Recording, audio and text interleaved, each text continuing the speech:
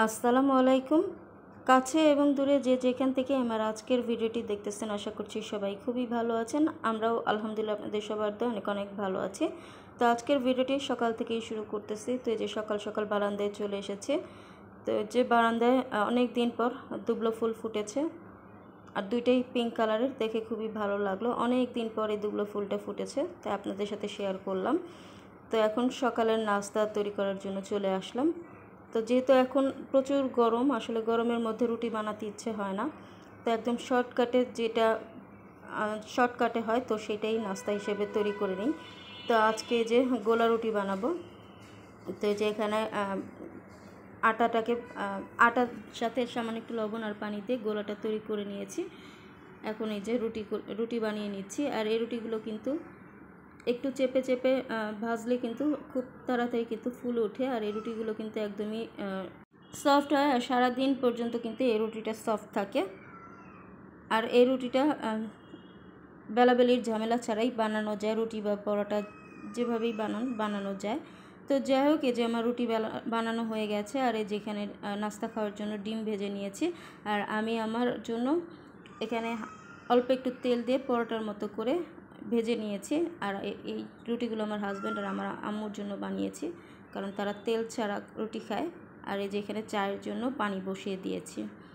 তো যাই হোক, এখন আমি চাটা তৈরি করে নিব আর সকালের নাস্তাটা খেয়ে নিচ্ছি। তো সকালের নাস্তা করা হয়ে গেছে। তো এখন এই যে চা বানিয়ে যথারীতি বারান্দায় চলে এসেছি। আর ওই যে দেখুন, বাহিরে প্রচুর রোদ। আসলে এখন এত গরম, এই গরমের মধ্যে আসলে থাকা যায় না, মানে খুবই কষ্ট হচ্ছে সবারই। তো আমরা তো আসলে ঘরে থাকি, আমাদের কষ্ট হয়, কিন্তু যারা বাহিরে কাজ করে তাদের তো আরও বেশি কষ্ট হয়। তো যাই হোক, এই যে আমার পাখি, তো আমার পাখি এখন 2 জোড়া। তো এই পাখি জোড়া আবার সম্ভবত ডিম পারবে, তো বসে আছে। আর এই যে আমার যে নতুন বাচ্চা দুইটা আসছে, তো ওই দুটাকে আলাদা খাঁচার মধ্যে শিফট করে দিয়েছে।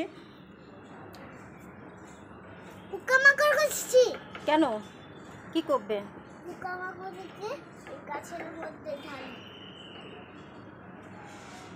এই পোকামাকড়ের জন্য এই গাছটি মরে গেছে।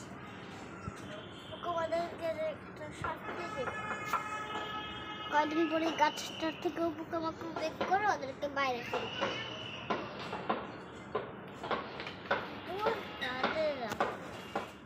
আর এই যে আমাদের ছোট্ট বেবিটা বারান্দায় গেছে পোকামাকড় খোঁজার জন্য। আর এই যে এখানে হচ্ছে পেঁয়াজ কিনে রেখেছে আম্মু, এখানে 10 কেজির মতো পেঁয়াজ আছে। আর এখন যেহেতু পেঁয়াজের দাম কম, তো এই সময় কিন্তু বেশি করে পেঁয়াজ কিনে রাখা হয়। তো এই যে পেঁয়াজগুলো এখন বেছে নিব, কারণ অনেক দিন আগে কেনা হয়েছে। তো কিছু কিছু পেঁয়াজ আবার একটু একটু নষ্ট হয়ে যাচ্ছে, তো ভালো আর খারাপগুলোকে আলাদা করে বেছে নিচ্ছে। তো ভালোগুলোকে আমরা কোথায় রাখবো, তো সেটা আপনাদের সাথে শেয়ার করব। আর এই যে পেঁয়াজগুলো বেছে নিচ্ছে, এগুলো একটু একটু একটু নরম হয়ে গেছে, মানে এগুলো একটু পচতে শুরু করেছে। তো এগুলো আসলে কেটে খেয়ে ফেলবো তাড়াতাড়ি। তো তার জন্য আসলে পেঁয়াজগুলোকে বাছা হচ্ছে।